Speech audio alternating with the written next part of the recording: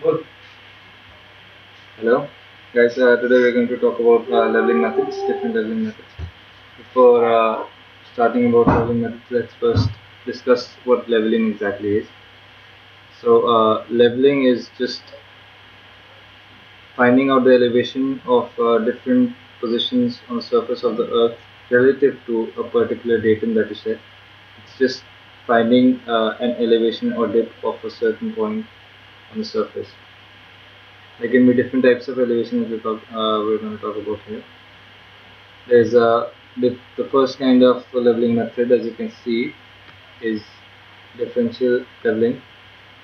We also have standard leveling, which is simple leveling. First, we will talk about that. Simple leveling is just leveling in which you use an instrument and measure the elevation of two different points taken as A and B. You put the instrument somewhere near to the datum and you calculate its relative height, which is called as the reduced level. Reduced level is nothing but the total height of the instrument that you're using minus the datum that is being provided. So after finding out the reduced level,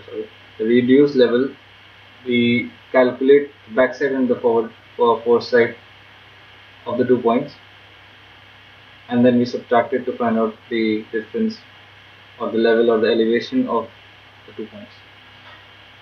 The next kind of leveling is differential leveling, obviously. Now in differential leveling, we are using that in sloped areas where the surface is not very smooth, or which you can say level.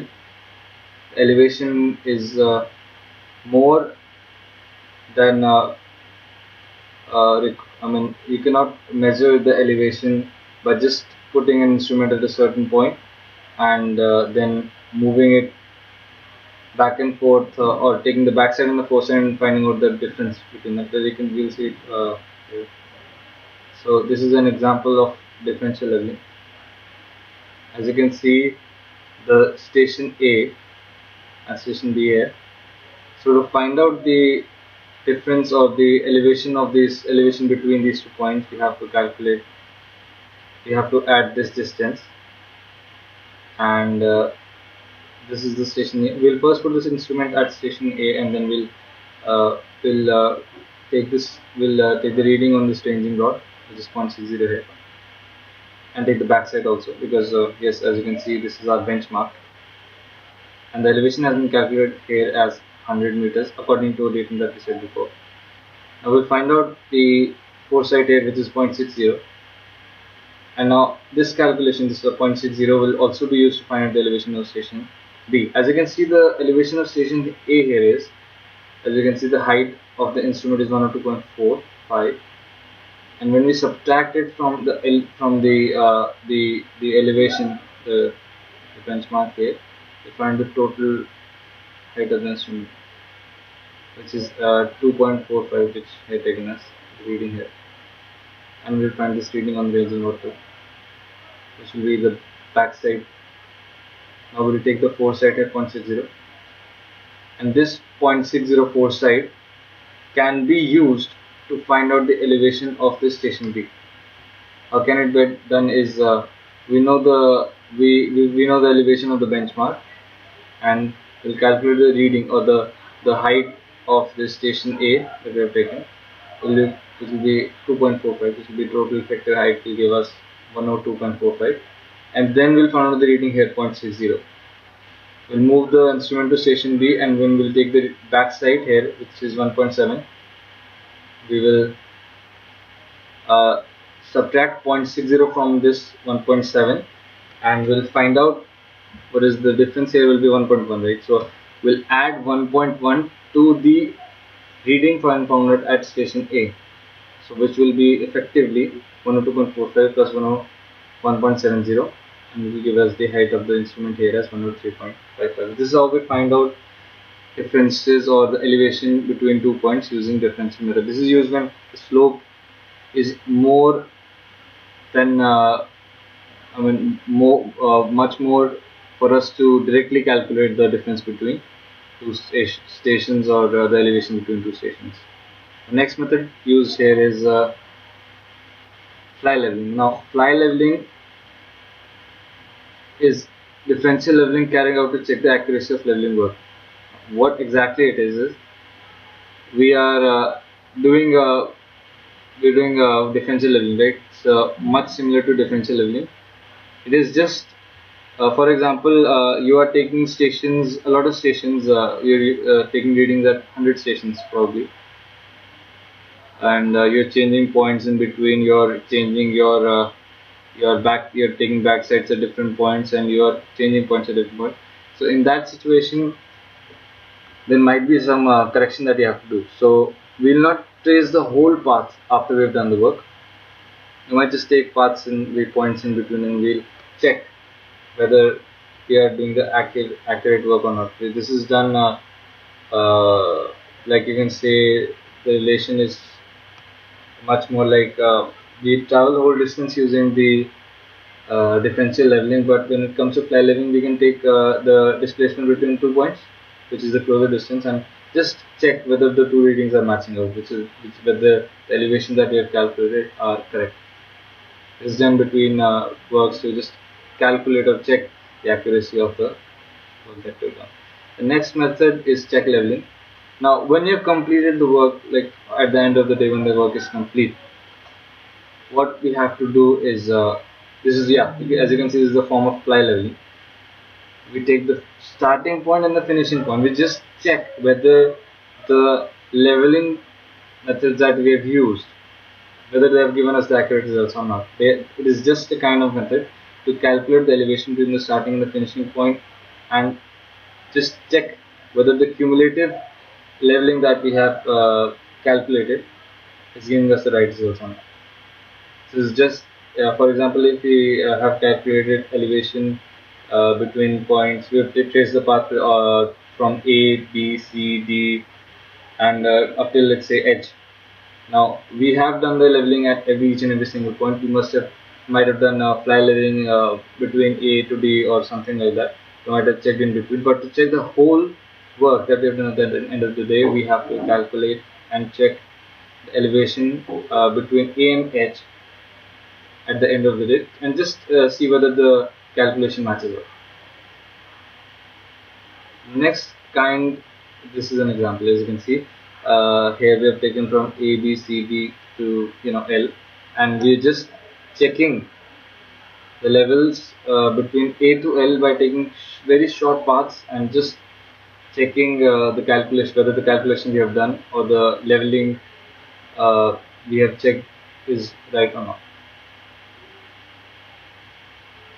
And next kind of leveling, profile leveling. Profile leveling is just done for roads, railways, canals. And what exactly we can actually say that profile leveling is done to assign a center line. Like we have to find out a center line, like for every road or railway or canal. So we check whether we can say we trace the path for the center line of the roads, and then we calculate the elevations between two points on a road along the center line. We just want to find out whether the road is level or not, or whether there are bumps on the road, or is the road vertically aligned or not. This is basically for checking. Yeah, we have to just check whether it is aligned or not. The surface is smooth or not, so that there is not much problem or undulation of the ground surface during driving. That's also the case.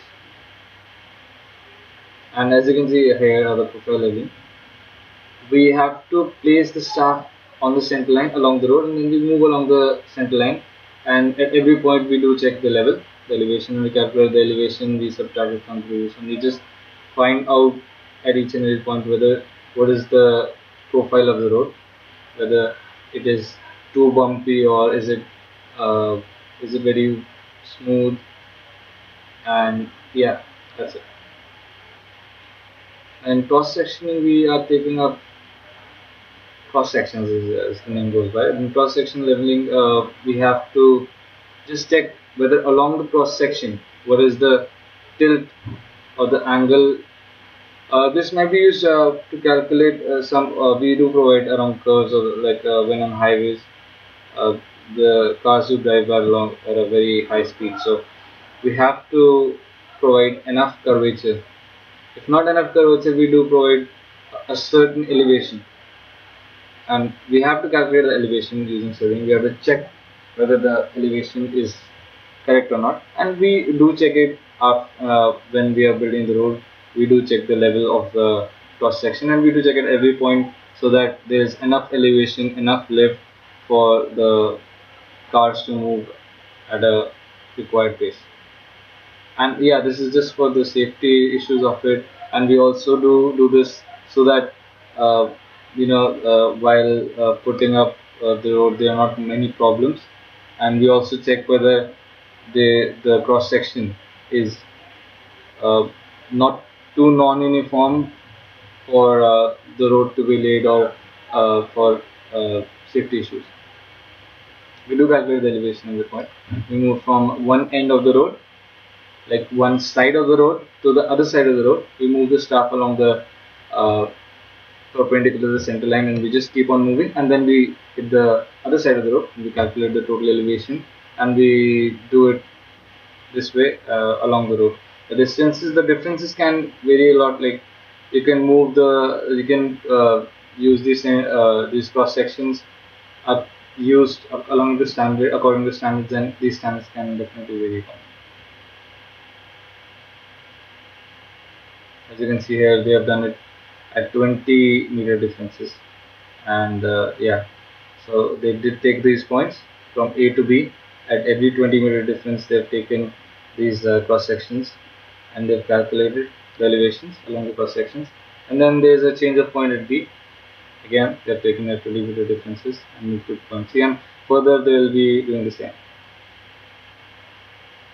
The last and the most important kind of leveling that we are going to be discussing is reciprocal leveling. Now, in reciprocal leveling,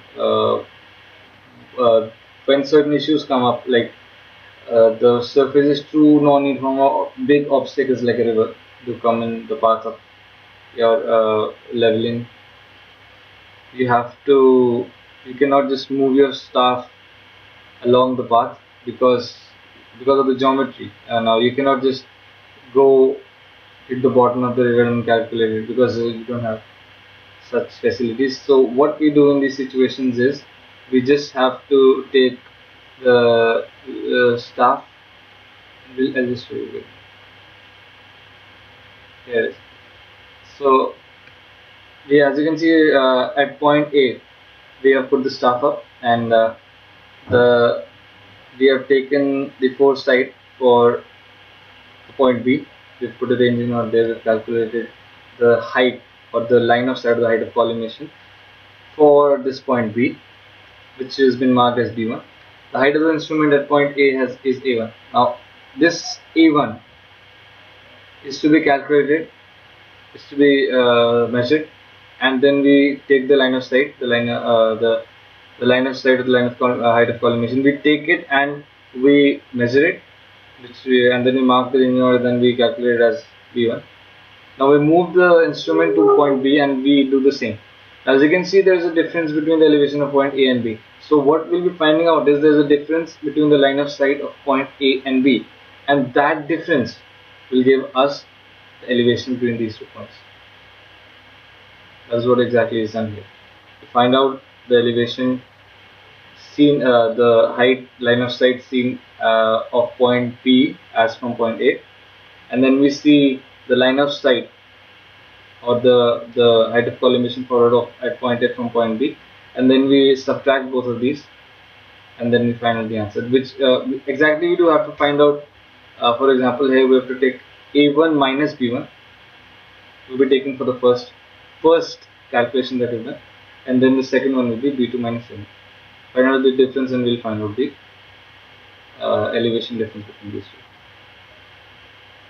As we cannot move the instrument between the river, or there's no other way to calculate this. So we use reciprocal leveling here. That's it is written here. Exactly for leveling across obstacles like rivers. However, this is done because we cannot just traverse the paths of the river and then look into it. It's not possible. So yes. As you can see, the last point is the mean difference in level from both cases is the true difference in the level between it. So the mean difference which we calculated, the first one, so the first difference minus the second difference will give us the total elevation or the total difference between the points, two points. Thank you.